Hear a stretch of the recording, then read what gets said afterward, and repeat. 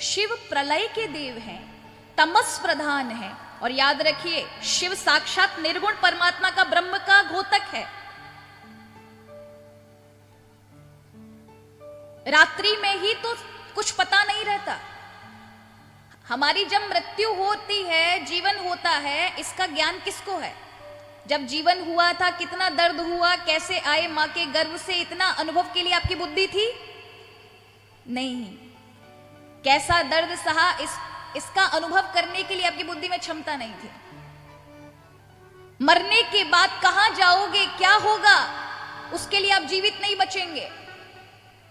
इसलिए उस जीवन मरण को बहुत सूक्ष्म रूप में दिखाने के लिए रात्रि है, दिन है, कि रात्रि में आप जब सो जाते हैं तो सब नष्ट हो जाता है, कुछ याद नहीं रहता। शहजादपुर में बैठे हो, कौन हो, प्रधान हो, क्या अध्यापक हो, क्या नाम है, कौन पत्नी है, कितना बैंक बैलेंस है, कितना खेत है, कुछ याद रहता है? सब भूल जाते हैं, कुछ याद नहीं रहता है। नहीं याद रहता तभी नींद आती है, और याद रह जाए तो नहीं कुछ आएगा।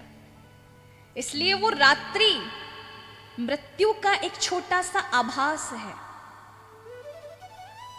उसी शिव में सब जाते हैं, उसी शिव में सब विलीन हो जाते हैं, और वहीं से जीवन निकलता है। याद रखिएगा, अंधकार से ही जीवन है, अंधकार में ही मरण है सबका। एक बीज जब तक पृथ्वी के अंधकार के अंदर नहीं जाएगा, तब तक विस्फुरण नहीं होगा, तब तक उसमें से कोई पौधा नहीं बन सकता, कोई पेड़ नहीं निकल सकता। एक मां के गर्भ के अंदर हम सभी जब मां के गर्भ में होते हैं, 9 महीने तक अंधकार में रहते हैं। एक हल्की सी बिजली की किरण पड़ जाए, मां का गर्भ खराब हो जाएगा। कोई गर्म चीज खा ले, वहीं की वहीं सब गर्भ नष्ट हो जाएगा। अंधकार में जीवन पलता है, अंधकार से जीवन निकलता है। अरे ये अंतरिक्ष इत्यादि की खोज कोई दिन में नहीं हुई, रात्रि में हुई। रात्रि में दिखे कौन से ग्रह कहां है, कहां है। अंधकार में ही सब कुछ पाया जाता है। अंधकार बहुत सरल है, ये इतनी सारी लाइट जल रही है, आंखों को भार लग रहा है, लेकिन अंधकार में बहुत सहज है। नेत्र बंद करते हो या अंधेरा एकदम से आ जाए तो कोई भार नहीं पड़ता आपके ऊपर, सहज होता है, क्योंकि उसी तत्व से हम सबका जन्म है, उसी तत्व में हम सभी को विलीन होना है। रात्रि के अंधकार में जब हम खो जाते हैं, तब अगले दिन का जीवन प्राप्त होता है। उन सभी के मूलभूत, जहां से सारी सृष्टि निकल रही है, सब समा रहे हैं, उन सभी का मूल रूप है ये भगवान शिव। इसीलिए रात्रि है उनकी, कालिमा से युक्त निशा काल।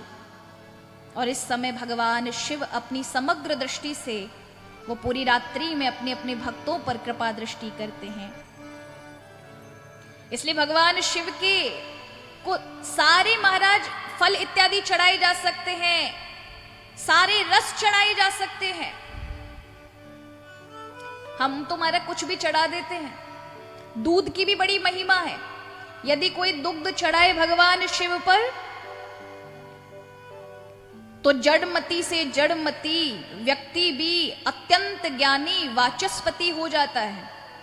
पर दूध हमारी तरह नहीं महाराज, हर किसी का चढ़ा दिया, पन्नी का चढ़ा दिया, बोतल का चढ़ा दिया। दूध भी बहुत पवित्रता के साथ, आज हम सब भूलते जा रहे हैं। कहा गया सूर्य उदय से के बाद की यदि गैया दुही जाती है, वो दुग्ध शिव पे नहीं चढ़ाया जाता। सूर्यास्त के बाद दुग्ध अगर निकाला जाए, वो दूध शिव पर नहीं चढ़ाया जाता। सूर्यास्त से पहले, सूर्य उदय से पहले वाले अगर गैया का दूध है, तो वो शिव पर और तुरंत परिणाम देने वाला है। बहुत मर्यादा है। गैया का ही दूध चढ़ाया जाएगा। हर किसी चीज का, किसी का नहीं, बकरी का चढ़ा दिया, भैंस का चढ़ा दिया, सिर्फ गैया का, क्योंकि रुद्र की जननी है सुरभि। सुरभि के गर्भ से भगवान का अवतार हुआ है, भगवान शिव का रुद्र अवतार हुआ है। इसलिए विशेष ध्यान रखें महाराज। यहां तक कहा गया है कि सुबह का दूध है, शाम का दूध है, और दोनों मिला के चढ़ाओगे, ये भी नहीं चढ़ाया जाता। एक गैया फिर अगली गैया दोनों का मिला के चढ़ाया जाए, वो भी नहीं चढ़ाया जाता। एक गैया का जो बछड़ा दूध पीता है और उतने समय का जो दुग्ध का होना चाहिए, बचना चाहिए बछड़े का, अगर उसके अधिकार का पिला अगर तुमने निकाला और भगवान शिव को चढ़ाया तो वो भी अर्पित नहीं होगा। कितनी मर्यादा है।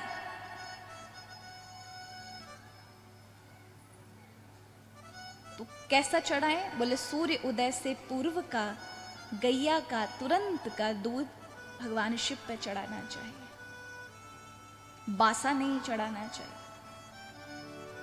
वंश में अगर कहीं कोई संतान नहीं हो रही है और यदि श्रावण के पूरे महीने और शिवरात्रि पर चढ़ाया जाए तो उसको संतान की सुयोग की संतान की प्राप्ति होती है। तो भगवान शिव तो ऐसे दयालु हैं, कृपालु हैं। कई लोग कहते हैं भगवान शिव पे तुलसी चढ़ाई जाती है, बिल्कुल चढ़ाई जाती है। तुलसी का वर्णन है, विद्वेषर संहिता में वर्णन है कि भुक्ति मुक्ति प्रदायिनी, अगर तुलसी चढ़ाते हैं तो भुक्ति मुक्ति प्रदान करती है तुलसी।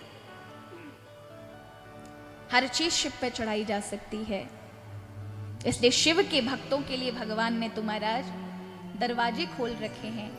शिव महापुराण के अंतर्गत वर्णन आता है, भगवान नारायण ने जितने भी देवता हैं सबको शिवलिंग दिए हैं। जिनका जैसा स्वभाव रहा है उनको वैसा शिवलिंग दिया। कुबेर का स्वभाव धन का था, इसलिए उसे सोने का शिवलिंग दिया। लक्ष्मी जी को स्फटिक का शिवलिंग दिया। स्फटिक का शिवलिंग जहां होता है वहां लक्ष्मी की कमी नहीं होती। सन्यासियों का, योगियों को पारद शिवलिंग दिया। पारद शिवलिंग जो होता है पारे का बना होता है। पारा एक तरह से जहर है। अगर शुद्ध पारा है और उसके शिवलिंग है तो आप हल्का सा सोना लगाएंगे ना, सोना सफेद हो जाएगा, स्वर्ण का रंग बदल जाएगा, उसका स्वरूप को खींच लेता है पारा। उसको पारदेश्वर कहते हैं। वो केवल सन्यासी योगियों को पूजा के लिए कहा है। मोती के शिवलिंग भगवान चंद्रमा को प्रदान किए, तांबे के सूर्य भगवान को प्रदान किए। सभी को भगवान नारायण ने प्रदान किए हैं शिव जी की सेवा देने के लिए। इसलिए शिव की पूजा तो महाराज सबको करनी चाहिए। और जो शिव की पूजा करता है, कहा जाता है बड़े भाग्य से व्यक्ति को भगवान शिव के प्रति श्रद्धा होती है और अत्यंत पुण्यवान होता है जो श्रद्धा से शिव का पूजन करता है। और शिव का पूजन जिसने कर लिया श्रद्धा के साथ, उसने साक्षात शिव का दर्शन कर लिया। ऐसे फल की प्राप्ति होती है। फल क्या मिलेगा इसके? अगर आपने शिव की श्रद्धा सहित पूजा की तो बोला भोग और मोक्ष मिलेगा। भोग किसे कहते हैं?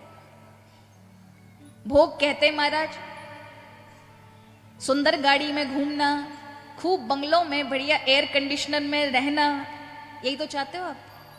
संसार में हर प्रकार का सुख मिले, खूब धन संपत्ति हो, चारों जगह वाहवाही हो, हर जगह हमारा यशोगान हो। ये सब भोग में आते हैं। और मोक्ष में इन सभी चीजों से निवृत्ति हो जाए, मन ऊपर उठ जाए, उसका नाम मोक्ष है। तो भोग और मोक्ष दोनों प्रदान करने वाले हैं भगवान शिव।